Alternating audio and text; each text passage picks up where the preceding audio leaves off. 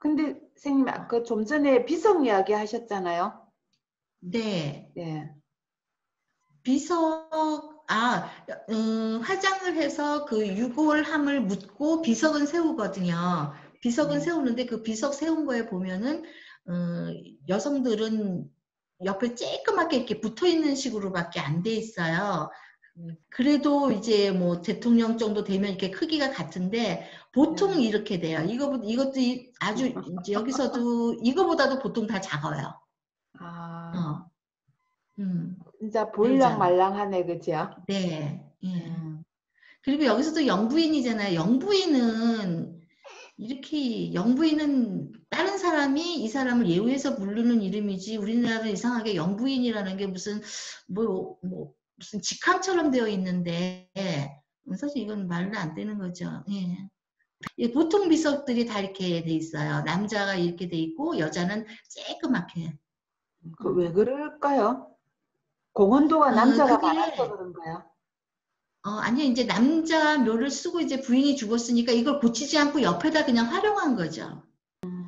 저 부분이 그래서 저렇게 계속 가는 거는 뭐 건의를 하거나 이렇게 제기하는 사람이 없어서 저렇게 되는가요? 안 듣더라고요. 제가 오죽하면은 1,000원까지 넣었을 거예요. 아, 까딱도 하지 안 않나요? 듣더라고, 안 음, 듣더라고요. 예, 남자들이 안 듣는 건지 여자들이 안 듣는 건지 모르겠는데 안 음, 듣더라고요.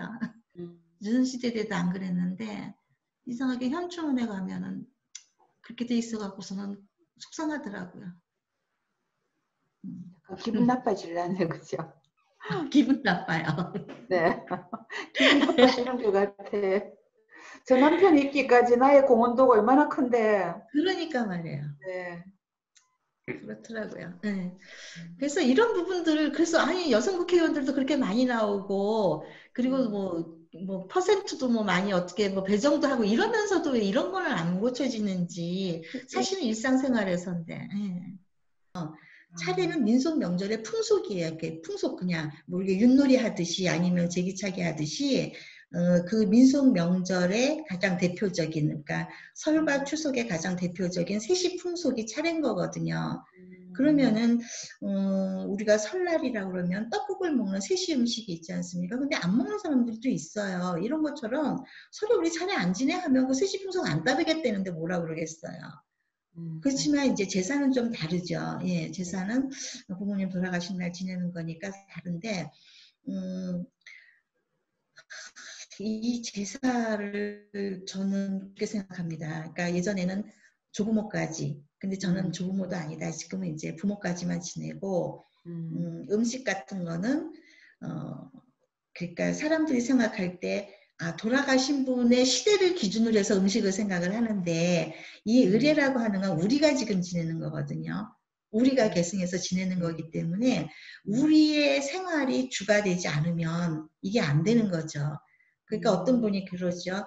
우리 할머니, 할아버지는 피자 못 드셔보셨으니까 피자는 놓으면 안 돼. 이렇게 생각하는 사람이 있는가 하면, 우리 음, 할머니, 할아버지는 피자 못 드셔보셨으니까 드셔봐야 돼. 뭐 이렇게 하는 사람도 있고 그렇습니다. 그러니까 어떤 음. 게 더 합리적일 것 같아요. 피자 못 드셨으니까 피자 드시고 나도 먹고. 네.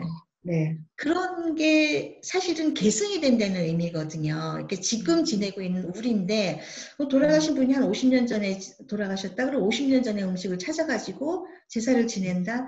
이거는 지금 계승한다는 의미는 아닌 것 같아요. 뭐 재현한다든가 뭐 이렇다 그러면 모르겠지만, 우리 음, 실생활에서 제례라고 한다 그러면 있는 음, 음식도 우리가 지금 있는 음식을 가지고, 지금 존재하는 많은 음식을 가지고 하는 게 더 음, 맞다고 생각을 하고요. 그 다음에 기제사는 사실은 그 돌아가신 날 지내는 건데, 이러다 보면 또 얘기가 길어지는데, 기제사라고 하는 거의 의미는 아까 음, 상리 얘기하셨잖아요. 돌아가셨을 때 음, 슬픈 마음이 우리는 기간이 있거든요. 죽을 때까지 음, 슬퍼할 수 있는 게 아니고 딱 요 기간만큼만 슬퍼하고 나머지 일상생활로 돌아와라. 일상생활로 음, 돌아와서 살지만 잊어서는 안 되기 때문에 1년 한 번, 1년에 음, 한 번 제사 날짜, 요 날짜를 이제 기려서 이렇게 그 생시 때처럼 해라 하는 의미인 거거든요. 그렇게 본다 음, 그러면 현대인들이 그렇게 불편할 만큼 제사가 이렇게 많은 것도 아니고, 이제 음. 그렇거든요. 그래서 이거를 우리가 우리 지금 현재 실생활에서 이루어지고 있는 음식이라든가 모든 절차라든가 이런 방법을 따라서 한다면 아까 말씀드렸듯이 시간만 잠깐 내가 부모를 생각할 수 있는 그런 그 마음의 그 여유랄까 뭐 이런 거를 잠깐만 가지면 될 부분인데 우리가 그게 안 가져져요. 예, 그게 안 가져져요. 사실 뭐 제사 지내는데 1시간이 걸립니까? 2시간이 걸립니까? 제사 의식이야 기껏해야 20분이면 끝나는 시간인데. 예. 그렇죠. 그리고 음식 같은 경우도 그렇잖아요. 언제는 아침 안 먹고 점심만 먹고 저녁 안 먹나요? 근데 이거를 갖다 그냥 막 거창하게 뭐 생신상 차리듯이 이렇게 차린다고 하다 보면은 번거로운 생각도 들고 그러는데 저는 이제 이렇게 따로 생각하기 때문에 이게 번거로운 거고 그냥 우리 일상생활 속에 의례라는 것이 있다라고 생각한다면 우리가 차를 만들어서 마실 때 그냥 한 잔 더 만들어서 그 누군가를 위해서 이렇게 놓듯이 이렇게 생각을 한다 그러면 제사라고 하는 것도 그렇게 뭐 절차상이랄까 뭐 준비하는데 그렇게 거부감이 날 것까지는 없다고 생각을 하거든요. 예. 그래서 이제 생각해 보니까 명절 되면은 항상 뭔가가 환산되는 게 있죠. 이번 명절에 제사 비용이 얼마다. 뭐 이제 이렇게 하면서 그것도 이제 항상 또 이제 또 보도되는 게 그 제사 비용과 며느리의 또 그 삼중고 뭐 끊임없이 설거지 해야 되고 이러니까 사실은 그 재래 문화가 그냥 통틀어 가지고 그냥 좀 기피의 대상, 배척의 대상, 안 하면 좋은 거 이렇게 자꾸 되는 것 같아요. 저는 방금 원장님 말씀처럼 뭐 근데 이제 또 기독교에서는 추도 예배식으로도 또 많이 하지 않습니까? 우리가 정말 죽은 사람에 대해서 고인에 대해서 기리고 그것이 부모님이든 선생님이든 누구든 간에 후배든 간에 그 마음이 또 굉장히 애틋하고 좋을 때가 있거든요. 왕자를 기리는 마음에서 마음이 또 편해지기도 하고 그러니까 이런 부분이 빠져버리고 형식과 격식에서 너무나도 지나치게 강조되다 보니까 그러니까 우리가 정신을 계승한 게 아니고 형식을 계승하다 보니까 이런 일들이 있는 것 같아요. 그러니까 저는 이제 어머니가 제가 이제 42살에 돌아가셨는데 그때까지 저희 집에서 제사 차례 다 지냈거든요. 근데 차례상과 제사상이 한 번도 변하는 걸 본 적이 없어요. 제 기억에. 늘 그 어렸을 때부터 돌아가실 때까지 늘 그 나물이었고 그 제사상에 뭐 무국에다가 뭐 이게 항상 안 변했었거든요. 그 몇 년이 되도록. 그러니까 우리는 맛있는 메론 먹으면서도 제사상에 메론 같은 걸 안 올렸어요. 늘 올렸던 조율시만 올리고 이제 그랬는데 그거는 이제 어머니는 그렇게 생각을 하신 거죠. 그러니까 내려오던 거를 흐트러뜨리면 안 된다. 그래서 그날에 해야 할 일을 그냥 정말 충실히 하신 거였고 그 형식 내용면에 있어서는 뭐 별로 생각을 안 하셨던 것 같아요. 그러니까 뭐 효의 계승이라든가 뭐 이런 거보다는 어쨌든 준비하는 주부로서는 아마 그게 제일 중요했을지도 모르겠어요. 그 날짜 잊어버리지 않고 이렇게 시간을 마련해서 음식을 준비하고 이런 게 옛날에 어머니의 역할이었던 것 같아요. 그러다 보니까 저는 이제 그 의미가 뭔가 하고 보니까 이거는 그럴 일은 아니었는데 저희 어머니를 보니까 늘 무나물에다가 고사리에다가 시금치에다가 그냥 한 번도 변하는 걸 본 적이 없거든요. 근데 저는 요즘에는 대부분 집들이 그럴 거예요. 대부분의 가정들이. 요즘에는 제가 학교에서 가끔가다 강의하면서 제사상 차려봐라 하면 이제 동그라미 그려가지고 그릇 만들고 이렇게 놓는 거 보면은 뭐 피자 올라오는 거는 뭐 부지기수입니다. 예. 피자 올라오는 건 부지기수고 뭐 이름도 듣도 못하던 뭐 이제 이런 뭐 맛있는 것들만 놓고 그리고 제가 혹시 이제 동영상에서 보셨을지 모르겠는데 저희가 그 무용고자들을 위한 그 장례의식을 하거든요. 그러니까 서울 같은 경우만 해도 1년에 300명이 넘는 사람들이 가족이 없이 이제 그 장례식을 그냥 장례를 하거든요. 그 사람들에게는 어떤 장례식이라는 게 없이 그냥 이렇게 뭐 화장해서 봉안하는 절차만 있어요. 그래서 그분들을 위해서 저희가 한 달에 한 번씩 이렇게 차 한 잔 올려드리는 걸 하는데 거기 기본적으로 음식을 올리는데 저희는 김밥도 올라갑니다. 예. 음, 그래서 어떤 분이 자기는 이 세상에서 김밥처럼 맛있는 음식을 본 적이 없다. 그래갖고 늘 본인이 먹던 집에서 김밥을 사다가 거기다 올려주셔요. 그 우리가 그걸 거절하지 않거든요.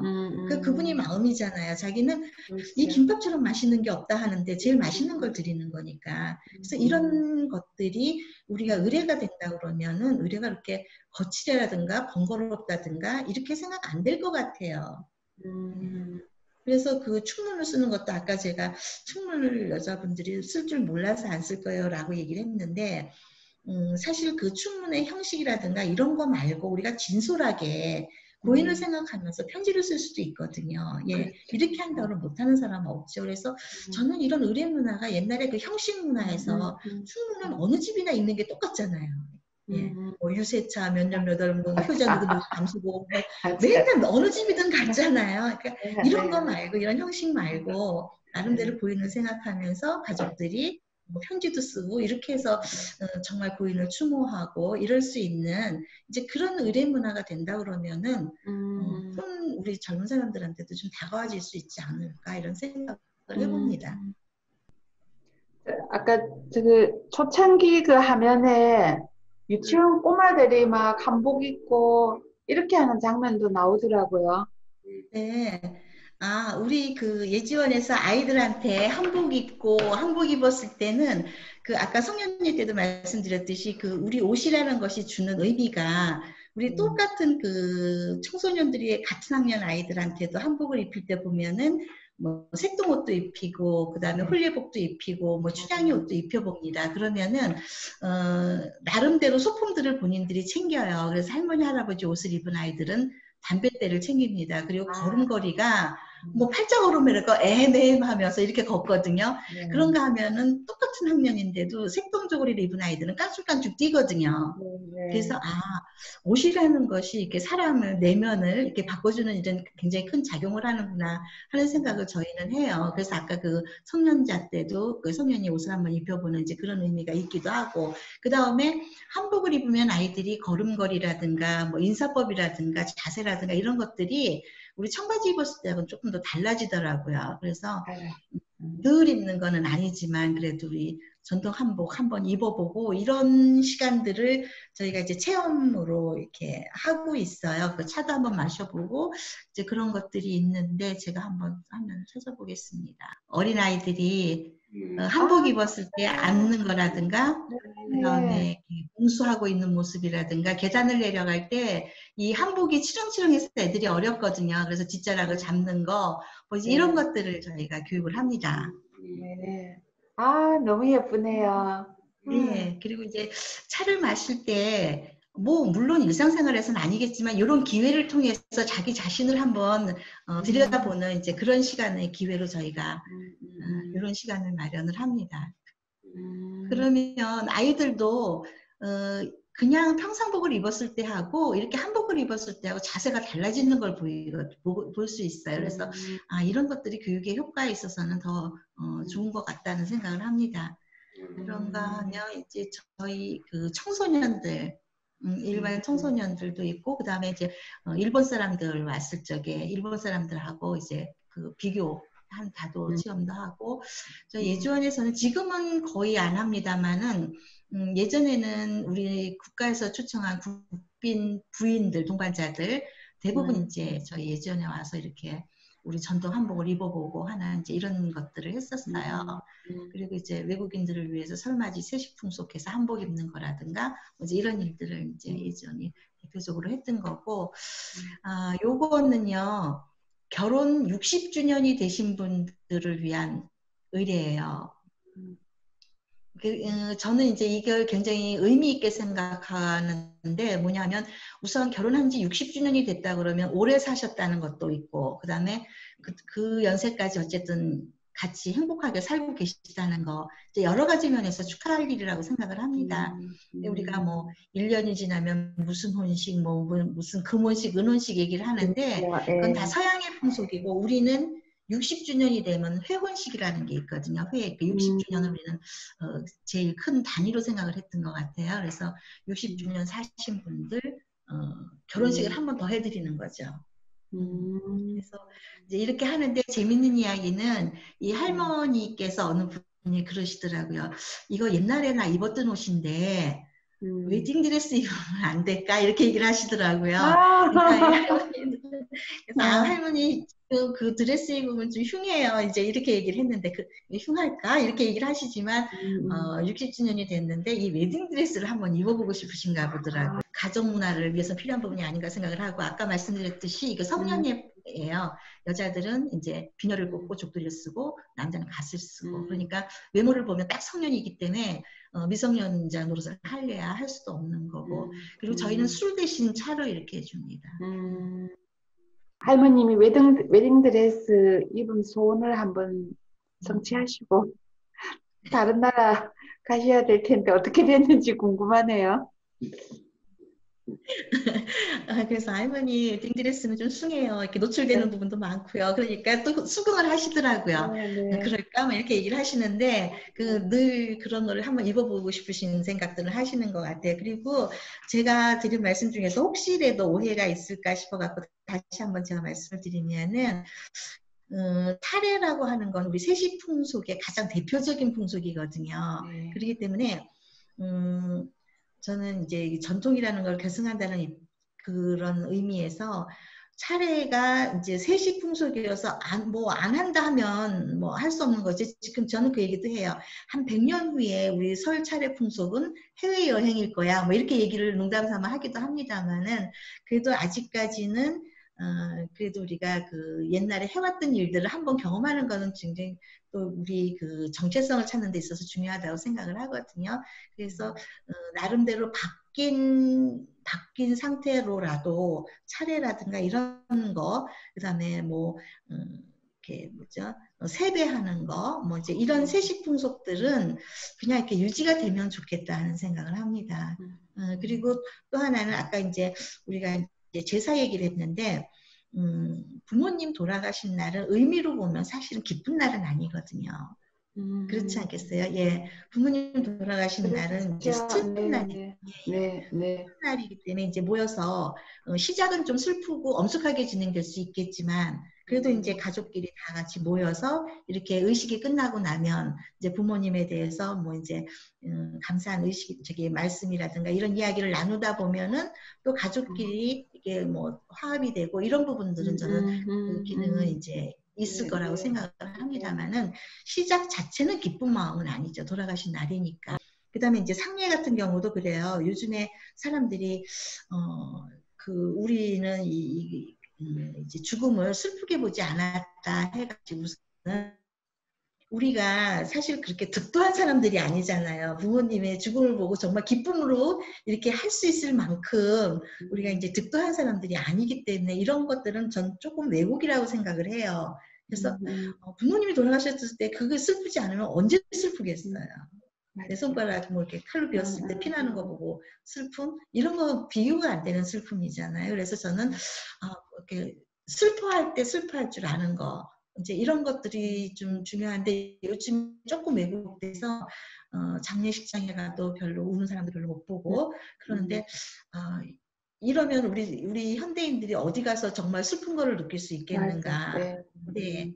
그래서 음, 이런 것들은 조금 우리가 좀 의식이라는 것의 표현을 음, 좀 음, 의미를 살려서 해야 되지 않을까 생각을 합니다. 그러니까 음, 정말로 우리가 득도한 사람들이라 그러면은 뭐 마음만 갖고도 다 통하겠지만 음, 마음만 갖고 통하겠지만 그런 사람들이 아니기 때문에 음, 의식도 필요한 거고 뭐 이런 거 아닌가 생각을 음, 해요.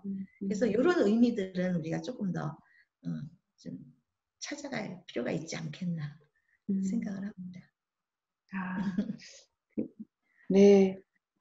선생님, 오늘 긴 시간 인터뷰 너무너무 감사드립니다. 아, 저는 굉장히 좀 새로운, 그러니까 우리가 좀 뭐 늘상 하고 있기도 하고 또 뭐 보기도 하고 어깨너머로 그리고 또 있기도 하고 이제 이런 것들이었는데 새롭게 그 간혼 상태가 좀 재해석이 되었던 것 같아요. 그리고 이 격식을, 그러니까 의례적인 격식이 아니라 이 의식을 왜 좀 치러내야 되는지 이런 것들이 저한테는 좀 속속들이 와닿는 것 같아서 너무 좋은 시간이었습니다. 아니요, 오랜만에 제 얘기에 공감해 주시는 분을 만나서 저 너무나 이제 마음속으로 감사하고 네. 아주 반갑고 그렇습니다. 많은 아, 사람들이 늘 그러거든요. 아, 좋은 일 하시네요. 그냥 너나 하세요. 이런 식이거든요. 근데 이렇게 공감을 해주셔서 정말 너무나 감사합니다. 아, 네, 아닙니다. 좀 코로나 시국이 빨리 좀 정리가 되면은 어떤 자리에 선생님을 참 모시면 좋겠다 이 생각을 저는 살짝 하고 있었어요. 네. 맞습니다. 네. 최준영 선생님 더 하실 이야기 없으시나요? 예, 그 코로나 빨리 좀 진정되면 와서 네. 밥 좀 해주세요. 네. 늘 상가양 식구들 걱정돼요. 네, 그러면 우리 상가연 7회 네. 오늘은 예지원에 계시는 우리 순남숙 원장님 모시고 긴 이야기 나눠봤습니다. 우리 코로나로 처음으로 저희들이 이제 계속 상가연에 모여서 이렇게 하다가 그것이 좀 아닌 것 같다 이래서 오늘은 원격으로 이렇게 해봤는데 이 시간도 괜찮았죠? 이 방법도. 네. 네. 상가연 식구들, 네, 우리 시청자 여러분들도 더욱 건강하시고 또 연말연시 잘 보내시고 새해에는 또 좀 우리가 희망찬 어떤 소식과 희망찬 어떤 마음들을 가지고 다시 또 우리 상가연 식구들 뵙기를 바랍니다. 저는 여기서 그만 물러나가겠습니다. 선생님들 수고 많으셨습니다. 네. 고맙습니다. 네.